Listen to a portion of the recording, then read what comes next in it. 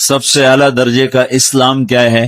من سلم المسلمون من لسانہ و یدہ۔ زندگی میں یہ طے کر لو، کوئی کتنا ہی تمہیں دکھ پہنچائے، کوئی کتنا ہی تمہاری بےعزتی کرے، چپ ہو جاؤ، سہ جاؤ۔ مرنے والے کی کیا عزت، کیا ذلت، میں نے تو مر کے دیکھا ہے، اور مجھے یہ حدیث سمجھ میں آئی ہے بڑی اچھی طرح، موتو قبل ان تموتو، کہ مرنے سے پہلے مر جاؤ۔ اس وقت اگر میں مر جاتا تو مجھے کوئی گالیاں دیتا تو مجھے کیا نقصان تھا، اور مجھے کوئی نعرے لگاتا میرے لیے تو میرا کیا نفع تھا۔ تو مرنے سے پہلے مر جاؤ، کوئی تمہیں برا بھلا کہے تو تمہارا کیا نقصان، تمہیں کوئی واہ واہ نعرے لگائے تمہیں کیا نفع ہے۔ اگر اللہ راضی ہے تو مرد آباد اور زندہ باد سے بے نیاز ہو۔ ابو ذر رضی اللہ تعالیٰ عنہ کو ایک آدمی نے گالیاں دی تو انہوں نے فرمایا، بیٹا ایک گھاٹی آگے آ رہی ہے، اس میں گر گیا تو جو کچھ کہہ رہے ہو اس سے بھی زیادہ کا حقدار ہوں، اور اگر پار ہو گیا تو تیری گالیوں سے مجھے کوئی فرق نہیں پڑتا ہے۔ من سلم المسلمون من لسانہ و یدہ موتو قبل ان تموتو۔ چونکہ آج کل اخلاق ہیں انتقامی، معاف کرنے والے اخلاق ہیں نہیں، انتقامی اخلاق ہیں۔ ہمارا معاشرہ انتقامی ہے، اچھا کرو گے تو ہم اچھا کریں گے، برا کرو گے تو ہم برا کریں گے، جیسا کہو گے ویسا ہم سے سنو گے۔ یہ ہمارا ماحول ہے، یہ ہمارا۔ ایک ماں کہہ رہی تھی دوسری ماں کو، میرے پترا کدی کسی نو واسطے سلام نہیں کیتا، بڑے فخر سے کہہ رہی ہے، ہمارے اپنے گاؤں کی بدوا، میرے پترا کدی نہیں کسی نو واسطے سلام کیتا، مائی جڑا کرے انہوں کریں دیں، جڑا نہ کرے انہوں پوچھ دے ہی کوئی نہیں۔ یہ وہ فخر سے کہہ رہی۔ جو سب سے بڑا عیب ہے وہ سب سے بڑا فخر بنا ہو۔ میرے پترا کدی نہیں کسی نو واسطے سلام کیتا۔ جب ماں باپ نے یہ سبق دیا تو اولاد کا کیا قصور ہے؟ تو ہمارا معاشرہ انتقامی ہے، ایک کی 10 سنانے کا ماحول ہے، تو آپ 100 کی ایک بھی نہ سناؤ۔ احنف بن قیس رضی اللہ تعالیٰ عنہ پہ ایک آدمی نے چڑھائی کر کہنے لگا، ایک سناؤ گے نا تو 10 سنو گے میری طرف سے۔ تو احنف بن قیس کہنے لگے، بھائی تو مجھے 100 بھی سنائے گا نا تو میری طرف سے ایک بھی تو نہیں سنے گی۔ ایک آدمی ان کی بڑی بےزتی کر رہا تھا اور وہ چل رہے تھے، اور وہ 100 گالیاں بک رہا ہے۔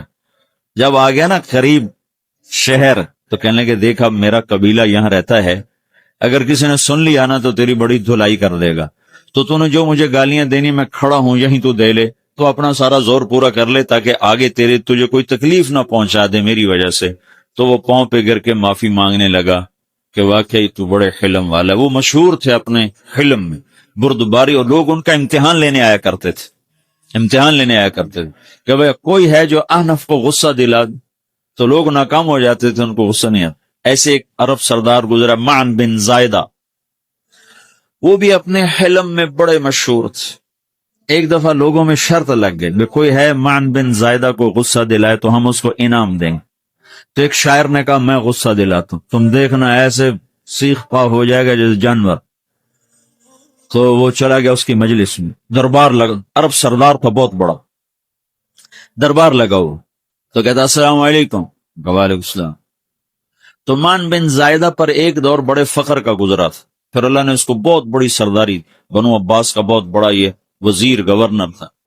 تو کہتا اتذکر اذ لحافک جلد شاۃ فاذ نعلاک من جلد البعیر، کیوں بھائی تو یہ یاد ہے جب تیرا بستر بکری کی کھال تھا اور تیرے جوتے اونٹ کی کھال کے تھے؟ تو کہنے لگا کیوں نہیں یاد، بھلا کوئی ماضی بھی بھولتا ہے؟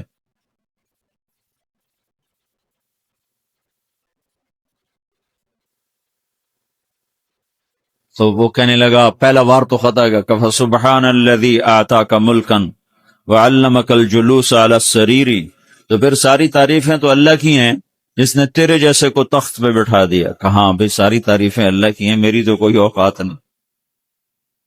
تو کہنے لگا، سأرحل عن دیار انت فیہا وان جار الزمان علی الفقیر، جہاں تیرے جیسا حکمران ہو وہاں مجھے رہنا گوارا ہی نہیں ہے، میں یہاں سے چھوڑ کے نکل جاؤں گا چاہے کتنی تکلیف اٹھاؤں۔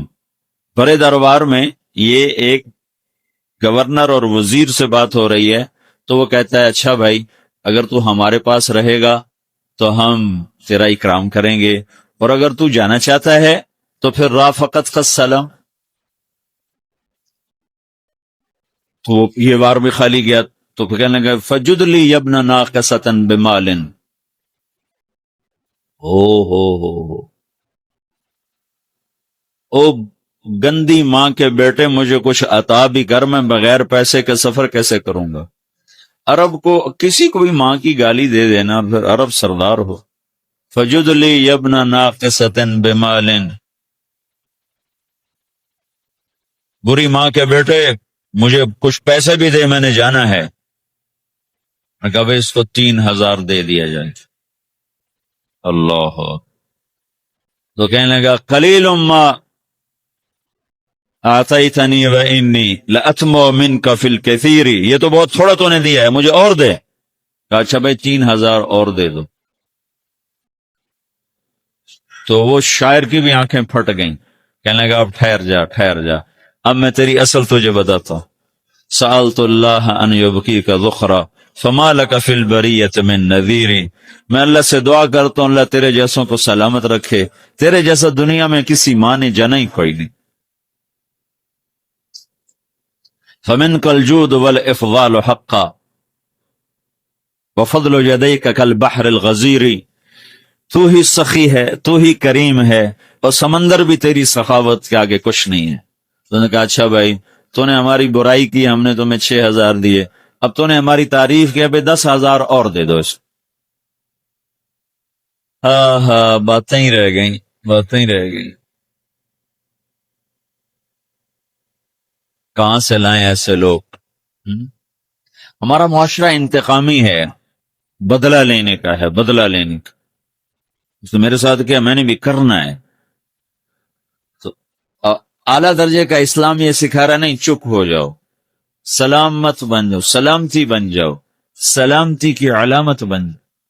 من سلم المسلمون من لسانہ ویدہ۔ اب وہ سوال کرتا ہے یا رسول اللہ ای الایمان افضل، سب سے اعلیٰ درجے کا ایمان کیا ہے؟ اسلام کیا ہے؟ کلمہ، نماز، روزہ، حج، زکات۔ اعلیٰ درجے کا اسلام کیا ہے؟ من سلم المسلمون من لسانہ و یدہ، یہ اخلاق کا ادنا درجہ ہے، ادنا درجہ ہے۔ ادنا درجے پر پہنچ کر آپ اسلام میں اعلیٰ درجے پر آ سکتے ہیں۔ وہ سوال کرتا ہے ایمان کیا ہے؟ تو آپ نے کہا اللہ پر، فرشتوں پر، کتابوں پر، رسولوں پر، موت کے بعد کی زندگی پر، تقدیر پر۔ اب ایک اور سائل سوال کرتا ہے ای الایمان افضل، سب سے اعلیٰ درجے کا ایمان کیا ہے؟ تو آپ نے فرمایا حسن الاخلاق، اچھے اخلاق سب سے اعلیٰ درجے کا ایمان ہے۔ جو آدمی اسلام میں، جو آدمی اخلاق میں، جو مرد عورت اخلاق میں ادنا درجے پر ہوتا ہے، وہ اسلام میں اعلیٰ درجے پر پہنچتا ہے۔ اب اگر وہ اخلاق میں اعلیٰ درجے پر آ جائے تو اب یہ کہاں پہنچے گا؟ اب یہ کہاں پہنچے گا؟ میرا نبی کہہ رہا ہے سب سے اعلیٰ درجے کا ایمان ہے حسن اخلاق، حسن اخلاق۔ ابو ہریرہ نے پوچھا یا رسول اللہ وما حسن الاخلاق، یہ بھی ایک اور حدیث ہے، یا رسول اللہ حسن اخلاق کیا چیز ہے؟ تو آپ نے 3 چیزیں فرمائیں، تصل من قطعک وتعطی من حرمک وتعفو عمن ظلمک، جو تم سے توڑے نہ تم اس سے جوڑو، نہیں کرتا سلام نہ کریں، کوئی ہم چھوٹے باپ کے ہیں، ہم تو کبھی بھی نہ کریں، ہم تو کبھی بھی نہ منہ پھوکیں بھی نہیں، ہم تو میرا نبی کہہ رہا ہے جو توڑے تم اس سے جوڑو، جو محروم کرے اسے عطا کرو، جو زیادتی کرے اس سے درگزر کرو۔ یہ 3 کام جو عورت مرد کر لے گا یہ اخلاق کے اعلیٰ درجے میں ہے۔ جب یہ اخلاق کے اعلیٰ درجے پر پہنچتا ہے تو پھر میرا نبی کیا بشارت دیتا ہے؟ ادنا درجے پر پہنچ کر تو اعلیٰ مسلمان کی بشارت ہے، اور اخلاق میں اعلیٰ درجے پر پہنچ کر میرا نبی کہتا ہے کاد الحلیم ان یکون نبیا، اعلیٰ اخلاق والا بس نبی بنتے بنتے رہ جاتا ہے۔ اعلیٰ اخلاق والا ایسے ہے جیسے کہ نبی، قریب ہے کہ وہ نبی بن جائے، یہ تو ہے نا ترجمہ، لیکن ہم ہمارے اردو میں کہتے ہیں وہ نبی بنتے بنتے بنتے رہ گیا۔ کیا مطلب؟ کہ اس میں اور نبی میں صرف نبوت کا فرق رہ جاتا، باقی وہ سب کچھ حاصل کر لیتا ہے۔ تو یہ سارے دین کا میں نے آپ کو خلاصہ بتایا ہے کہ میری آپ کی ضرورت ہے کہ میرا اسلام اعلیٰ درجے کا ہو، من سلم المسلمون من لسانہ و یدہ، میرا ایمان اعلیٰ درجے کا ہو۔ بے نیاز اور صمد اللہ، حیاؤں والا اللہ کفر کو مہلت دیتا آیا، شرک کو مہلت دیتا آیا، بت پرستی کو مہلت دیتا آیا، نہیں مہلت دی تو بے حیائی کو نہیں دی۔ جب قومیں بے حیا ہوئی اور ناچ گانا عزت بن گیا، زنا فیشن بن گیا، عورتیں کپڑوں سے باہر آ گئیں، مرد آوارہ ہو گئے، تو پھر اللہ نے زمین کو ہلایا۔ اللہ نے بے حیاؤں کو مہلت ہمیشہ تھوڑی دی ہے۔ مشرق اور مغرب کے سر سے حیا کی چادر اتر چکی ہے، ان کی تو اتر گئی تھی، وہ ہماری بھی اتارنے کے چکر میں ہیں، ان کی تو اتر گئی تھی، وہ ہماری بھی اتارنے کے چکر میں ہیں۔ اور جس دن اللہ کا نظام چلے گا پر اسے کوئی روک سکتا ہے؟ أَأَمِنْتُمْ مَنْ فِي السَّمَاءِ أَنْ يَخْسِفَ بِكُمُ الْأَرْضَ فَإِذَا هِيَ تَمُورُ، تمہیں کھڑوں کو زمین میں دھنسا دوں، اپنے اللہ کو روک لو گے؟ أَأَمِنْتُمْ مَنْ فِي السَّمَاءِ أَنْ يُرْسِلَ عَلَيْكُمْ حَاصِبًا فَسَتَعْلَمُونَ كَيْفَ نَذِيرٌ، تمہارے اوپر پتھر برسا دوں تو اپنے رب کو روک لو گے؟ وَلَقَدْ كَذَّبَ الَّذِينَ مِن قَبْلِهِمْ فَكَيْفَ كَانَ نَكِيرٌ، تم سے پہلوں نے جھٹلایا، تیرے رب نے پکڑ کے دکھایا، کچھ تو عبرت کی نظر سے دیکھو۔ مہنجو داڑو چلو بہت دور ہے، ٹیکسلا کیوں نہیں چلے جاتے ہو؟ یہ گندھارا کی تہذیب پہ کیوں نہیں کھڑے ہو کہ تم غور کرتے ہو؟ ان کے ٹوٹے مکان، ان کی دفن شدہ تہذیبیں اور ان کے ویران حویلیاں، مہنجو داڑو کی تہذیب، ہڑپا کی تہذیب، یہ تو میرے دیش کے اندر ہے، مجھے باہر نہیں جانا پڑے گا، مجھے روم کے کھنڈر دیکھنے کے لیے اٹلی جانے کی ضرورت نہیں ہے، اردن جانے کی، ترکی جانے کی ضرورت نہیں ہے، یہی کھنڈر بتا رہے ہیں۔ میں بھی کبھی کسی کا سر پر غرور تھا۔ یہ اللہ نے تہذیبوں کو کھنڈر کب بنایا؟ نافرمان ہوئے۔ لوط علیہ السلام کی قوم بے حیا تھی، ان کے کفر کا الزام سارے قرآن میں ایک دفعہ لگا ہے ان پر۔ جب بھی نبی کہتا تھا تم غلطی کرتے ہو تو اور انبیاء ان پر کفر کا تم کیوں اللہ کا انکار کرتے ہو، تم کیوں اللہ کا انکار کرتے؟ لوط علیہ السلام کو لوط علیہ السلام نے اللہ نے صرف ایک دفعہ کہا کہ یہ کفر کرتے ہیں، باقی ہر دفعہ جتنی دفعہ اللہ نے ان پر لعنت کی تو کہا تم کیسے بے حیا ہو، یہ تم کیا کام کرتے، تم کیسے بے حیا ہو، تم مردوں سے شہوت پوری کرتے ہو۔ ما سبقکم بها من احد من العالمین، اس ظالموں تم سے پہلے یہ گندا کام کسی نے نہیں کیا، یہ تم کیا کر رہے ہو؟ جب دھرتی پر یہ کام لوط علیہ السلام کی قوم کا عمل جب دو آدمی کرتے ہیں تو اس جگہ کے فرشتے اٹھ کر اوپر چلے جاتے ہیں کہ ابھی اللہ نے زمین کو ہلایا اور ابھی ہلایا اور ابھی عذاب آیا اور ابھی عذاب آیا۔ تو لوط علیہ السلام کی قوم پہ اللہ نے 4 عذاب پھینکے ہیں، اور 5واں زلزلہ۔ پہلے آیا زلزلہ، پھر آئی فرشتے کی چیخ، پھر اوپر پڑی پتھروں کی بارش، پھر ان کے چہرے، ان کی آنکھیں گئی دھسا دی گئی، اور پھر ان کو اللہ نے یوں اٹھایا اور پلٹا کے یوں مارا۔ فجعلنا عالیہا سافلہا وامطرنا علیہا حجارة من سجیل منضود مصومة عند ربک وما ہی من الظالمین ببعید۔ عجیب بات بتاؤں، پتھروں پہ نام لکھ کے تھے، یہ پتھر فلاں خبیث کے سر پہ پڑے گا، یہ فلاں بدبخت کے سر پر پڑے گا۔ لوط علیہ السلام کی بیوی ایمان نہیں لائی تو اللہ تعالیٰ کے فرشتوں نے کہہ دیا تو بچ جائے گا، تیری بیوی کے سر پہ پڑے گا پتھر۔ اور لوط علیہ السلام اتنے تنگ آ چکے تھے، فرشتوں نے انہوں نے پوچھا کب عذاب آئے گا؟ لوط علیہ السلام نے پوچھا فَأَسْرِ بِأَهْلِكَ بِقِطْعٍ مِّنَ اللَّيْلِ وَلَا يَلْتَفِتْ مِنكُمْ أَحَدٌ وَامْضُوا حَيْثُ تُؤْمَرُونَ۔ لوط علیہ السلام کہنے کہ عذاب کب آئے گا؟ تو فرشتوں نے کہا ان موعدہم الصبح، ابھی نہیں، ان موعدہم الصبح، جب صبح کا چاندنا ہوگا تو ان پر عذاب آئے گا۔ لوط علیہ السلام اتنے تنگ آ چکے تھے، کہنے لگے نہیں، صبح بڑی دور ہے، ابھی لاؤ۔ تو جواب میں فرشتوں نے کہا الیس الصبح بقریب، صبح بھی تو قریب ہی ہے، الیس الصبح بقریب ان موعدہم الصبح الیس الصبح بقریب، یہ قرآن کی آیت ہے۔ فرشتوں نے کہا بس 3-4 گھنٹے کی بات ہے، نکلو۔ فلما اتاہا امرنا، پھر اللہ کا امر آیا. کہاں ہے اللہ؟ کیا ہمارا کیا پڑھے لکھا دور ہے، سائنس کا دور ہے، ترقی کا دور ہے، پلیٹیں ہلتی ہیں، اللہ ویلا بیٹھا ہوا ہے. ہاں واپس آؤ، واپس آؤ. عقل کی پرستش نے یونان کو کیا دیا؟ رب کی پرستش نے دیا جو بھی دیا. اللہ اس کے رسول کی غلامی سے سہرے بندے ہیں جس کے بھی بندے ہیں.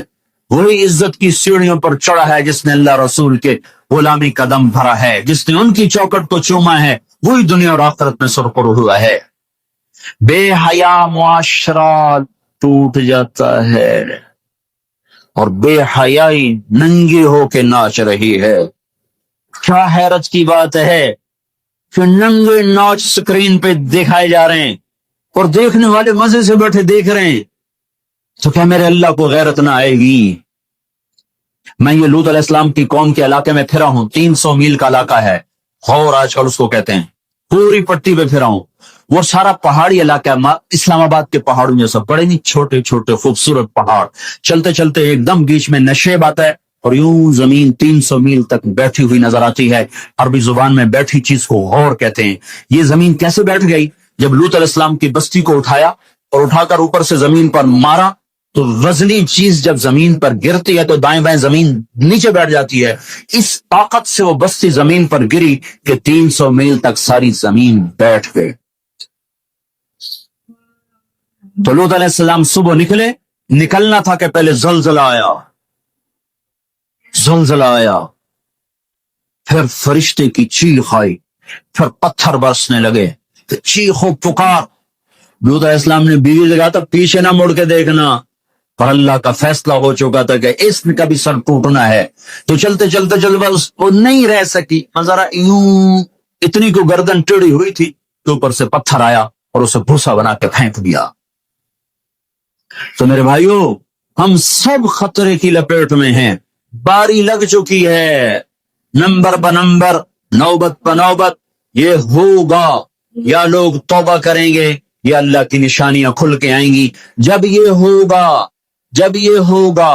جب میری امت گانے بجانے کو جو قومیں گانے بجانے میں ڈوبتی ہیں وہ ہلاک ہو جاتی ہیں.